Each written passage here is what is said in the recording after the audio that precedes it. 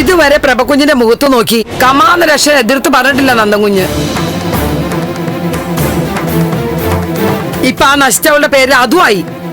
അവളെ ചന്ദ്രോത്തിക്ക് കൊണ്ടുവരുന്ന തന്നെയാ നന്ദൻകുഞ്ഞ് പറയണത്. എങ്കിലും അതൊന്ന് കാണണമെന്നുള്ള വാശിയില്ല പ്രഭകുഞ്ഞും. അവൾ ഒരൊറ്റൊരുത്തി കാരണം നല്ല സമാധാനത്തിൽ കഴിഞ്ഞിരുന്ന ചന്ദ്രോത്തും തമ്മിൽ അടിയായി. ഈ ആന്റിക്ക് ഇത് എന്തിന്റെ കേടാ? അവളെ ഇങ്ങോട്ട് കൊണ്ടുവരണമെന്ന് നന്ദൻ പറയുന്നതിൽ എന്താ തെറ്റ്? ഒരാളുടെ ജീവൻ രക്ഷപ്പെടുത്തി എടുക്കാനല്ലേ? അത് മനസ്സിലാക്കി അങ്ങ് സമ്മതിച്ചു കൊടുത്താൽ എന്താ ഇപ്പൊ? ജീവൻ രക്ഷപ്പെടുത്താൻ അവൾ ആരാ? അതിനവിടെ ഡോക്ടർമാരുണ്ട്. ആശുപത്രിയിൽ പ്രഭകുഞ്ഞിനെ അവള് വലിയ തലവേദനയായിരുന്നു. അതിനി ഇങ്ങോട്ട് വലിച്ചോണ്ട് വരാനുള്ള പണിയാ നന്ദൻകുഞ്ഞ് പറഞ്ഞോണ്ടിരിക്കുന്നത്. അതെന്തായാലും നടക്കില്ല. അപ്പൊ അങ്കിള് വേഗം എഴുന്നേറ്റ് നടന്നില്ലെങ്കിലും ആന്റിക്ക് ആന്റിയുടെ വാശി നടന്നാ മതി അല്ലേ? അതെ, അവർക്ക് അവരുടെ കുടുംബത്തിന് സമാധാനം വേണം. ദേവിക അങ്കിളിനെ നോക്കി ഒരു മൂലക്കിരുന്ന അവരുടെ സമാധാനം എങ്ങനെ പോകുന്ന അമ്മയെ പറഞ്ഞു വരുന്നത്? നീ എന്നോട് അതും പറഞ്ഞു കൂടുതൽ തർക്കിക്കാൻ നിൽക്കണ്ട.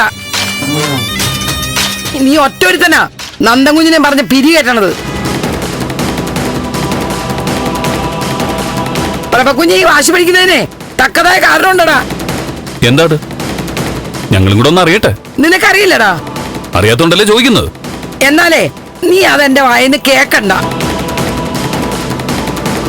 പറഞ്ഞപ്പോ എന്നെ ചാടിക്കടിക്കാൻ വന്നല്ലോ. അതില്ലാണ്ടാക്കാൻ നോക്കിയതല്ലേ നീ. ഇനി മറ്റുള്ളവർ പറയണ കേക്കണ എന്തിനാ? പക്ഷെ നീ ഒന്ന് ഓർത്ത് വെച്ചോ, എത്ര മൂടി വെച്ചാലും സത്യം ഒരിക്കൽ പുറത്തു വരും. ഒരു രഹസ്യേ കാലാകാലം മറച്ചു വെക്കാൻ പറ്റില്ലടാ. ഉപ്പ് തിന്നവനെ വെള്ളം കുടിച്ചേ പറ്റൂ.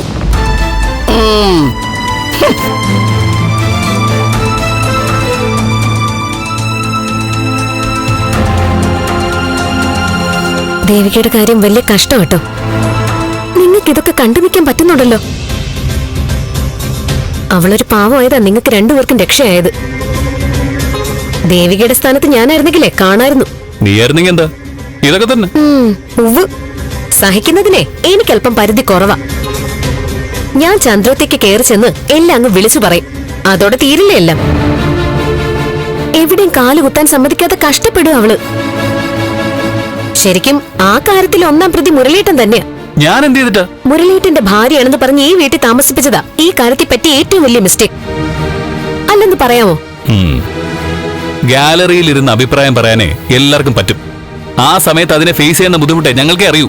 അന്നീ പ്രശ്നത്തിന് ഇത് മാത്രമേ പരിഹാരം ഉണ്ടായിരുന്നുള്ളൂ എന്ന് പറയരുത്. നിങ്ങൾക്ക് തോന്നിയ ബുദ്ധി ഇതായിപ്പോയി, അതാ സത്യം.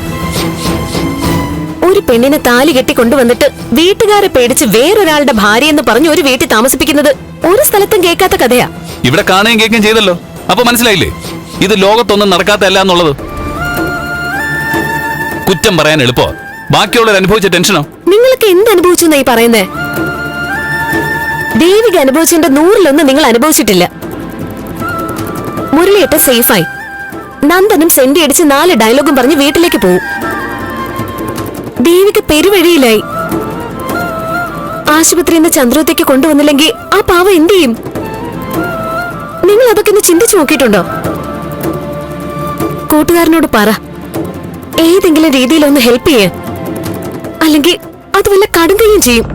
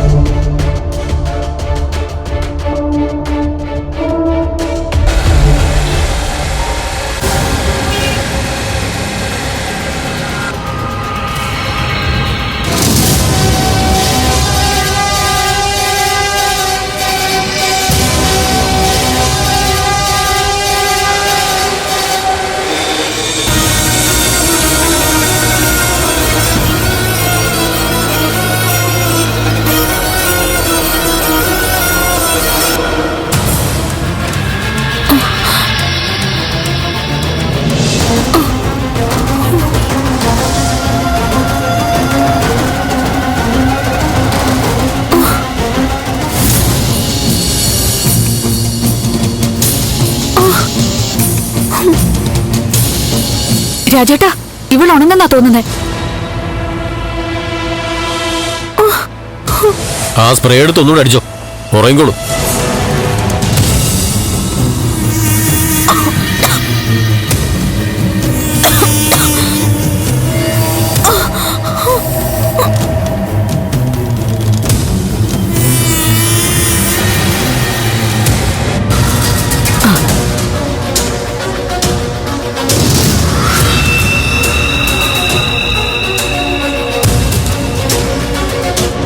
ഒന്ന് ചവിട്ടി വിടറാ. 6 മണിക്ക് മുമ്പ് എറണാകുളത്ത് എത്തണം. ഭായ വിളിക്കില്ലേ രാജേട്ടാ? ഭായി അവിടെ വെയിറ്റ് ചെയ്യുമെന്നാ പറഞ്ഞേ. അവിടെ വെച്ച് നമുക്ക് ഈ മുതലിനെ കൈമാറണം. അവരിവളെ ഇന്ന് രാത്രി തന്നെ ബാംഗ്ലൂർക്ക് കയറ്റിവിടും. അപ്പൊ നമ്മുടെ കാര്യം എങ്ങനെയാ? നമ്മുടെ ഇടപാട് എറണാകുളത്ത് തന്നെ സെറ്റിൽ ചെയ്യും. അപ്പം തന്നെ തിരിച്ചും പോരാ. ഇന്നെന്തായാലും വനചേച്ചി പൊളിച്ചു. കൈപ്പെട്ട നല്ല തകർപ്പം കോള.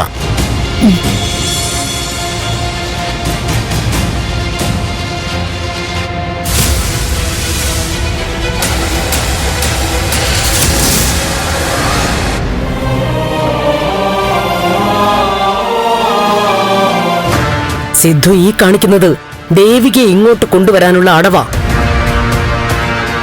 രണ്ടുപേരും കൂടി പ്ലാൻ ചെയ്തിട്ടുള്ള നീക്കോ. സിദ്ധുവിന്റെ ഫിസിക്കൽ കണ്ടീഷൻ എന്താ? എന്നെ തോൽപ്പിക്കാൻ ഇങ്ങനെ വാശി കാണിക്കാൻ പറ്റിയ അവസ്ഥയിലാണോ? ഇത് എവിടെ ചെന്ന് അവസാനിക്കുക? അതൊക്കെ ചിന്തിച്ചിട്ടാണോ അവനിതിനെ കൂട്ടു നിൽക്കുന്നത്? അവന് വേണ്ടി സിദ്ധു സ്വന്തം ജീവൻ വെച്ചാ കളിക്കുന്നത്. എന്നിട്ട് ഒന്നും അറിയാത്ത പോലെ അവൻ എന്റെ മുമ്പിൽ അഭിനയിക്കുക. ഇത് ദേവികയെ ഇങ്ങോട്ട് കൊണ്ടുവരാനുള്ള തന്ത്രമാണെന്ന് തനിക്ക് മനസ്സിലായെന്ന കാര്യം അവർക്കറിയോ? ഇതിലിത്ര മനസ്സിലാക്കാൻ എന്തിരിക്കുന്നു? സിദ്ധുവിന് വേറെ എന്ത് പ്രശ്നം ഇവിടെ ഉള്ളത്? ആയിക്കോട്ടെ, തനിക്കിതറിയാമെന്ന് അവരോട് പറഞ്ഞു എന്നാണ് എന്റെ ചോദ്യം. സിദ്ധുവിനോട് പറഞ്ഞില്ല. നന്ദനോട് പറഞ്ഞോ? സൂചിപ്പിച്ചു. വേണ്ടായിരുന്നു. ഇല്ലെങ്കിൽ ഞാൻ അവരുടെ മുമ്പിൽ ഒരു ഫൂളായി പോവില്ലേ ജാനകി? ഇപ്പോഴാ താൻ ഫൂളായത്. മനസ്സിലായില്ല? ഇത് തന്നെയാ അവര് ഉദ്ദേശിച്ചത്. തന്റെ വായേന്ന് ദേവികയുടെ കാര്യം വീണപ്പോ അവര് ജയിച്ചു. പിന്നെ പിന്നെ ഞാൻ എന്തു വേണമായിരുന്നു എന്നാ? ഒന്നും അറിയാത്തതുപോലെ നിന്നിരുന്നെങ്കിൽ അവരെന്ത് ചെയ്യുമായിരുന്നു? സിദ്ധുവിന് തൽക്കാലം പറയാൻ പറ്റില്ല. നന്ദൻ തന്നോട് പറയോ? ഇല്ല. പിന്നെന്ത് ചെയ്യും? ഈ നിരാഹാരം സ്റ്റോപ്പ് ചെയ്യാൻ ഞങ്ങൾക്ക് എന്തെങ്കിലും ചെയ്തല്ലേ പറ്റൂ. അതോടെ ആ പദ്ധതി പൊളിഞ്ഞു പോകും. ദേവികയുടെ കാര്യം താൻ ചിന്തിക്കുന്നു പോലും ഇല്ലെന്ന് മനസ്സിലായാൽ ഈ വാശി കളഞ്ഞല്ലേ പറ്റൂ. ശരിയാ, ജാനകി പറഞ്ഞത് തന്നെയായിരുന്നു റൈറ്റ് വേ. ബുദ്ധിമോശമായിപ്പോയി. ഈ കണ്ടീഷനിലും അവളെ ചന്ദ്രോത്ത് കയറ്റി വാഴിക്കാനുള്ള പരിശ്രമം കണ്ടപ്പോ, അതിന് ഇങ്ങനെ കിടക്കുന്ന ഒരാളിനെ കരുവാക്കുന്നത് മനസ്സിലായപ്പോ എന്റെ കൺട്രോൾ പോയി. തന്റെ ഈ എടുത്തുചാട്ടം ഇനിയെങ്കിലും അല്പം കുറയ്ക്കണം.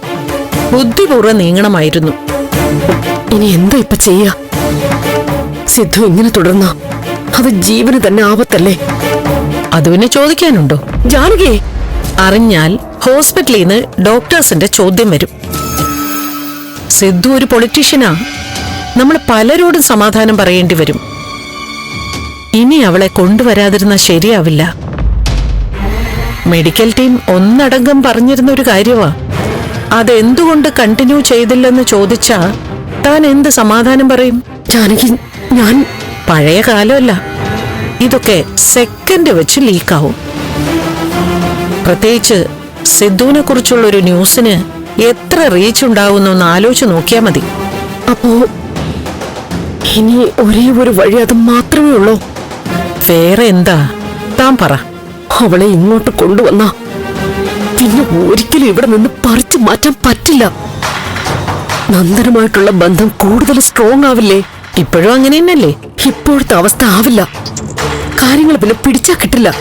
പിടിക്കേണ്ട പോലെ പിടിച്ചാ തനിക്ക് പറ്റും. ഇല്ല ജാനകി, എനിക്കുറപ്പില്ല. അവള് കാരണം സിദ്ധുവിന് ഈ അപകടം സംഭവിച്ചത്. ഇനിയും അവളിവിടെ നിന്നാ ചിലപ്പോ സിദ്ധുവിന് മരണം പോലും സംഭവിക്കും. ഒരു കാരണവശാലും അവളിവിടെ കാല് കുത്താൻ പാടില്ല. പ്രഭ, ആ കാര്യത്തിൽ ഒരു കോംപ്രമൈസിനും ഞാൻ തയ്യാറല്ല. സിദ്ധു പൂർണ്ണമായിട്ട് രോഗം മാറുന്നതുവരെ ഹോസ്പിറ്റലിൽ കഴിയേണ്ടി വന്നാലും അതിനെ എത്ര സ്പെൻഡ് ചെയ്യേണ്ടി വന്നാലും ഐ ഡോണ്ട് കെയർ. അവളിനി ഞങ്ങളുടെ ജീവിതത്തിലേക്ക് തിരിച്ചു വരില്ല. എടോ, താൻ ഇങ്ങനെ ചിന്തിച്ച് BP കൂട്ടാതെ.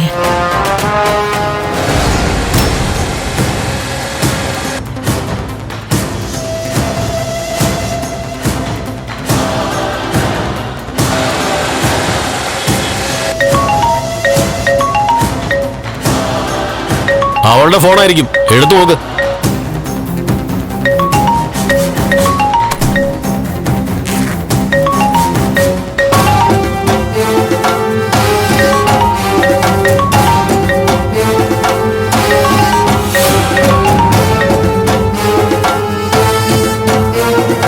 ആരാ വിളിക്കുന്നേ? നന്ദൻ. അവനെ നോക്കി ഇരുന്നായിരിക്കും ഇവള്. അതെ. ഫോൺ എടുക്കണ്ട. അതങ്ങ് ഓഫ് ചെയ്ത് വെച്ചേക്ക്. ആ.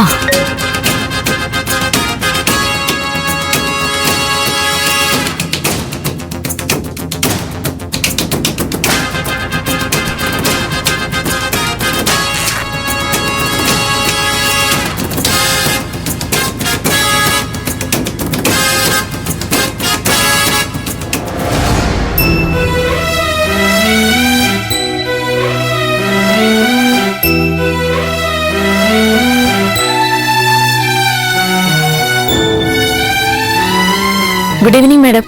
Good evening. ആളെങ്ങനെയുണ്ട് ഗീത? പറയുന്നൊക്കെ അനുസരിക്കുന്നുണ്ടോ? ഇതുവരെ മെഡിസിൻ ഒന്നും കഴിച്ചിട്ടില്ല. ഇവിടെ വന്നതിന് ശേഷം ഒരു തുള്ളി വെള്ളം പോലും കുടിച്ചിട്ടില്ല മാഡം. അതെന്ത് പറ്റി? മരുന്ന് കഴിച്ചില്ലെങ്കിൽ ശരിയാവില്ലല്ലോ. പ്രഷർ നോക്കിയായിരുന്നോ? ആ, നോർമലാ.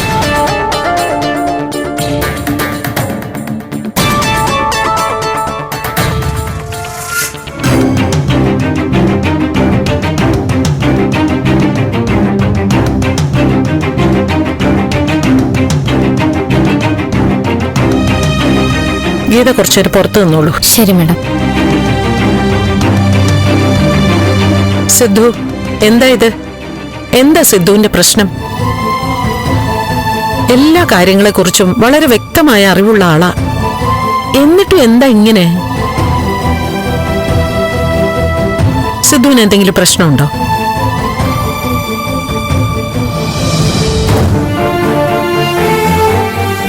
സിദ്ധു, ഫുഡും മെഡിസിനും ടൈമിന് കഴിക്കാതിരുന്ന ബോഡി വീക്കാവുന്ന ഇനിയും പറയണോ? നിരാഹാരം കിടക്കാൻ പറ്റുന്ന കണ്ടീഷനാണോ സിദ്ധുവിന്? ഇങ്ങനെ പോയാ മരുന്നുകളെല്ലാം റിജക്ട് ചെയ്യാൻ തുടങ്ങും. ഇതൊക്കെ പറയാനല്ലേ ജാനകി എനിക്ക് പറ്റൂ. വാശി പിടിച്ചാ എന്താ ചെയ്യാ? സിദ്ധു, ആക്സിഡന്റ് നടന്ന സ്ഥലത്ത് നിന്ന് കൊണ്ടുവന്നിട്ട് ഞങ്ങള് 4-5 ഡോക്ടേഴ്സും ഞങ്ങളുടെ സ്റ്റാഫുകളും നിന്ന നിൽപ്പിൽ മണിക്കൂറുകളോളം കഠിന പ്രയത്നം ചെയ്തിട്ടാ സിദ്ധുവിന്റെ ജീവനൊന്ന് നിലനിർത്താനായത്. മനസ്സിൽ ഇപ്പോ തോന്നുന്ന വാശിക്ക് മരുന്നും ഫുഡും ഒന്നും കഴിക്കാതിരിക്കാൻ പറ്റുന്ന ഒരു അവസ്ഥയിലേക്ക് എത്താൻ ഞങ്ങൾ പാട് കുറെ പെട്ടു. അതിനൊരു വിലയും കാണുന്നില്ലെന്നാണോ? ദേ, ഈ കണ്ടീഷൻ തുടർന്ന ഇന്ന് തന്നെ ഹോസ്പിറ്റലിലേക്ക് മാറ്റേണ്ടി വരും. മെഡിസിനും ഫുഡും ഒക്കെ ട്യൂബ് വഴിയാക്കും. വേറെന്ത് ചെയ്യാന്? ജാനകി, ഫുഡും മെഡിസിനും ഒക്കെ ഓറലായി എന്ന് വെച്ചാ ബോഡി നോർമൽ കണ്ടീഷനിലായി എന്നാ അതിന്റെ അർത്ഥം. ആ അവസ്ഥയിലാ സിദ്ധുവിനെ ഞാൻ പ്രഭയ്ക്ക് തിരിച്ചു തന്നത്.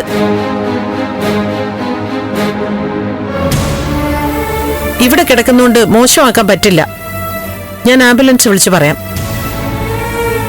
സോറി ജാനകി, ഇന്നൊരു ദിവസം കൂടി നോക്കട്ടെ.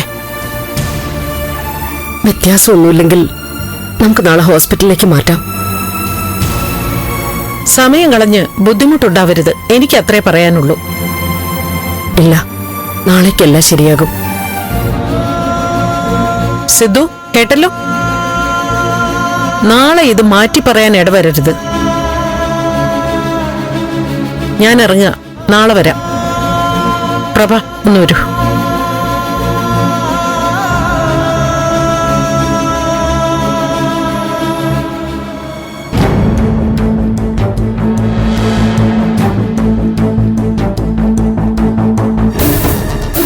ദേവിയെ ചന്ദ്രത്തേക്ക് കൊണ്ടുവരാൻ വേണ്ടി മാത്രമാ അച്ഛൻ ഈ അവസ്ഥയിലും ഇങ്ങനെയൊക്കെ ചെയ്യുന്നേ. ഈ കണ്ടീഷൻ തുടരുന്നത് ജീവന് തന്നെ അപകടമാ. എത്ര മെഡിസിൻസ് ഉണ്ടെന്നോ, അതിൽ ഒരെണ്ണം പോലും കഴിക്കാൻ കൂട്ടാക്കാതെ ഇങ്ങനെ മരിക്കാൻ തയ്യാറായി കിടക്കേണ്ടി വരുന്നത് ദേവിക്ക് വേണ്ടിയാ. അവളെ അത്രയ്ക്ക് ഇഷ്ടം അച്ഛന്. ഇനിയിപ്പോ എന്ത് ചെയ്യും? എന്തൊക്കെ പറഞ്ഞിട്ടും അമ്മ ആ സ്റ്റാൻഡിൽ തന്നെ കടുംപിടുത്തം പിടിച്ച് നിൽക്കുക. ഒരു കാരണവശാലും അവളെ ഇങ്ങോട്ട് കൊണ്ടുവരാൻ അമ്മ സമ്മതിക്കില്ല. ആര് പറഞ്ഞാലും കേൾക്കില്ല. ആന്റി സംഭവത്തിന് സത്യം പറഞ്ഞിട്ടാണോ ഇങ്ങനെ വാശി പിടിക്കുന്നത്? എനിക്കും അങ്ങനെ തോന്നുന്നുണ്ട്. ചന്ദ്രത്തേക്ക് ദേവി കുറെ നാൾ ജോലിക്ക് വന്നല്ലേ, അപ്പോഴൊന്നും ഇല്ലാത്ത വാശി ഇപ്പൊ കാണിക്കുന്നത് അതുകൊണ്ടായിരിക്കും. സംശയമൊന്നും വേണ്ട, ഇത് അത് തന്നെയാ. ഓഹോ, അപ്പൊ പ്രഭകുഞ്ഞിന് ഈ സത്യമൊക്കെ അറിയാം. എന്റെ ഈശ്വര, പാവം പ്രഭകുഞ്ഞ് ഈ നാണക്കേടൊക്കെ എങ്ങനെ സഹിക്കും? ഹോസ്പിറ്റലിൽ വെച്ച് തന്നെ ആന്റി ദേവിക ഒഴിവാക്കാൻ കുറെ നോക്കിയതാ. അപ്പോഴേ എനിക്ക് സംശയം തോന്നിയത്. കല്യാണം മുടങ്ങിയതിന്റെ ദേഷ്യത്തില് ഇത്രയ്ക്കൊന്നും ആന്റി പ്രശ്നം ഉണ്ടാക്കില്ല. അമ്മയ്ക്കിപ്പോ എല്ലാ കാര്യങ്ങളും നല്ല ക്ലിയർ ആയിട്ട് അറിയാം. അച്ഛൻ ഈ അവസ്ഥയിലായതുകൊണ്ടാ, അല്ലെങ്കിൽ വലിയൊരു പൊട്ടിത്തെറി ഉണ്ടായേനെ. അമ്മ എന്തൊക്കെയാ കാട്ടിക്കൂട്ടെന്ന് പറയാനും പറ്റില്ല. ആ ദേഷ്യം മുഴുവൻ ആന്റി ഇപ്പൊ ദേവിയോടാ തീർക്കുന്നത്. അതാ കാല് കുത്താൻ പോലും സമ്മതിക്കില്ല എന്ന് പറയുന്നത്. ഈശ്വര, ഇവിടെ എന്തൊക്കെയാ നടക്കണത്? സാറിന് ഇങ്ങനെ ഒരു അബദ്ധം പറ്റാന്ന് വെച്ചാ പുറത്തറിഞ്ഞ എന്താവും അവസ്ഥ? പ്രഭകുഞ്ഞിന് എങ്ങനെ സഹിക്കുന്നു? ഇനി ഞാനൊന്നും നോക്കുന്നില്ല. എനിക്ക് എന്റെ അച്ഛന്റെ ജീവനാ മുഖ്യം. ആരൊക്കെ എതിർത്താലും ഞാൻ നാളെ പോയി ദേവിയെ വിളിച്ചോണ്ടുവരും.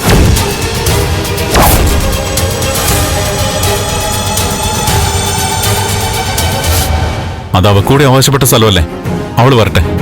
അയ്യോ, ചന്ദ്രോത്ത് യുദ്ധം നടക്കും. സാർ ഇങ്ങനെ കിടക്കുന്ന സമയത്ത് എനിക്കത് ഓർക്കാൻ കൂടി വയ്യ. വിളിച്ചുകൊണ്ട് വരലിപ്പോ പലവട്ടമായി. അതുപോലെ ആവരുത്. ദേവി ഒരു പാവ. പക്ഷെ അതിന്റെയും ക്ഷമയ്ക്കൊക്കെ അതിരുണ്ട്, അത് ഓർക്കണം. ഇല്ലടാ, ഇനി ഞാൻ ദേവിയെ കൊണ്ടുവരാൻ പോകുന്നത് ആരുടെങ്കിലും വാക്കായിട്ട് ഇറക്കി വിടാനല്ല. ചന്ദ്രോത്ത് ഞാൻ ജീവിക്കുന്നുണ്ടെങ്കിൽ ദേവി എന്റെ കൂടെ കാണും. ഈ ചങ്കൂറ്റ അവസാനം വരെ കാണണം. ഇല്ലെങ്കിൽ ഇതിന് തുനിഞ്ഞിറങ്ങരുത്. ഇല്ല, ഇത്തവണ ഞാൻ ഉറപ്പിച്ചു തന്നെയാ. ഇനിയും ഇങ്ങനെ നീട്ടിക്കൊണ്ടുപോയാ എനിക്ക് എന്നോട് തന്നെ വെറുപ്പായി പോവും.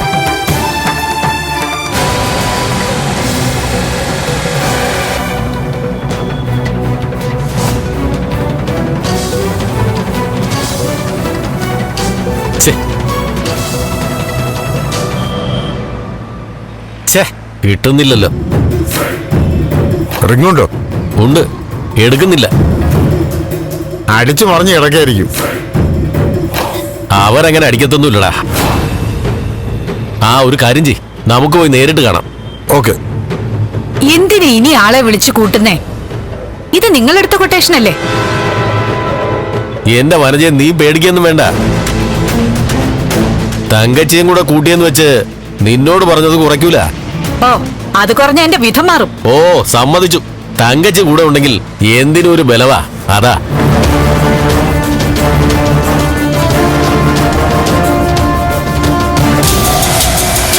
എന്നിട്ട് അത് കേട്ടിട്ട് മുരളി എതിർത്തൊന്നും പറഞ്ഞില്ലേ?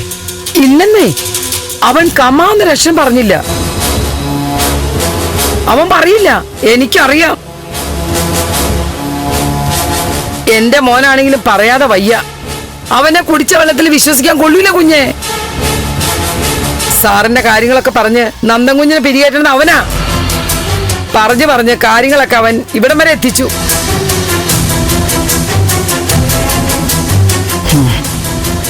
അപ്പൊ അവൻ തീരുമാനിച്ചുറപ്പിച്ചു തന്നെയാ. ഗൗരിയെ കെട്ടിയെങ്കിലും അവന്റെ മനസ്സിൽ ഇപ്പോഴും ദേവികയാ. അവൻ എപ്പോഴും കണ്ടോണ്ടിരിക്കാനാ ഓരോ കുതന്ത്രങ്ങൾ ഒപ്പിച്ച് അവളെ ഇങ്ങോട്ട് കൊണ്ടുവന്ന് ചാടിക്കുന്നത്.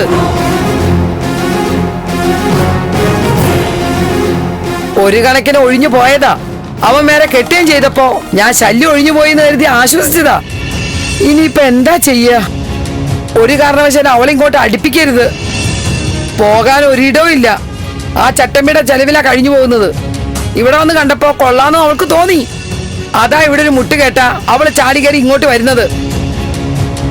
കേറി പറ്റിയ പിന്നെ തൂത്താലും തുറച്ചാലും പോവില്ല. കുഞ്ഞ് ശരിക്കും ഒന്ന് കടിപ്പിച്ച് പറഞ്ഞ നന്ദൻകുഞ്ഞ് കേക്കും. വൈകിയ കുഴപ്പാവും. അവൻ ഇതുവരെ എന്നോടൊന്നും പറഞ്ഞില്ല. അങ്ങനെ തന്നിഷ്ടത്തിന് എന്തും കാണിക്കാനുള്ള ധൈര്യമൊന്നും നന്ദനില്ല. പറയാൻ പറ്റില്ല. സാറിന്റെ കാര്യവും പറഞ്ഞ് എന്തു പറഞ്ഞിട്ടാണെങ്കിലും അത്രയ്ക്ക് ധൈര്യം ഉണ്ടെങ്കിൽ അവനൊന്ന് ചെയ്തു നോക്കട്ടെ. ഇങ്ങോട്ട് വരാനുള്ള ധൈര്യം അവൾക്കും ഉണ്ടാവില്ല. ഇങ്ങോട്ട് നേരെ കയറി വരില്ല. വളഞ്ഞ വഴി നോക്കും. ഈ പ്രദേശത്ത് അവൾക്ക് കയറി വരാൻ കുറച്ചെങ്കിലും ധൈര്യമുള്ളത് നിന്റെ വീടാ. അടിച്ചതിനകത്ത് കേറ്റില്ല ഞാൻ. അത് പോരല്ലോ കുഞ്ഞെ. ഇനി അങ്ങോട്ട് വരാൻ പറ്റില്ലെന്ന് അറിയാവുന്നതുകൊണ്ട് ഇവിടെ അടുത്ത് വേറെന്തെങ്കിലും സൗകര്യം അവൾക്ക് അവൻ ഒപ്പിച്ചു കൊടുക്കും. പാവാ നന്ദൻകുഞ്ഞിനും കൂട്ടുപിടിക്കും.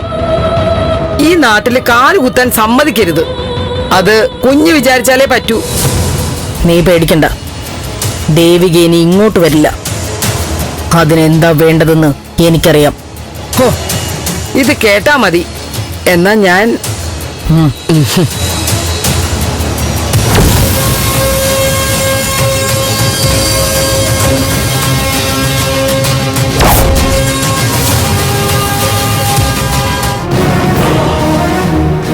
എങ്കിൽ ശരി, നീ എന്തെങ്കിലും ആവശ്യമുണ്ടെങ്കിൽ വിളിക്കാം. മുരളി എന്തിനും തയ്യാറാ. ഓക്കെ ഓക്കെ, നാളെ കാണാടാ.